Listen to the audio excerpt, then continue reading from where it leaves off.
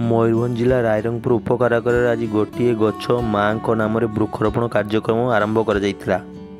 अतिरिक्त जिला दौरा जज डॉक्टर भी सुजाता तत्वावधान में वृक्षरोपण कार्यक्रम कर बहु मान्यगण्य व्यक्ति उपस्थित रही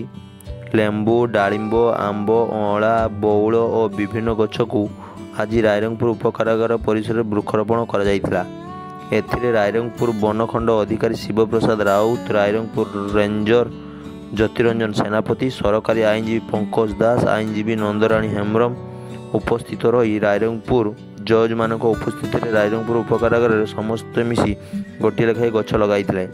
मनीष जीवन काल गोटे गछ ही मूल्यवान और यार जत्न नेवा आमको नित्याद आवश्यक याद्वारा परिवेश प्रदूषण मुक्त हो समस्त मंगल हो बोली कहते रायरंगपुर जेलर अंजन कुमार बंडा। आज मान्यवर जिला दौरा जज रायरंगपुर अध्यक्षतार एवं डीएफओ रायरंगपुर और रेंजर रायरंगपुर पौराहित्य में आज जेल प्रांगण में माँ नाम वृक्षरोपण उत्सव पालन कराइला। जेल समस्त कर्मचारी एवं मान्यवर कोर्ट उपस्थित यह कार्यक्रम पालन कराइला।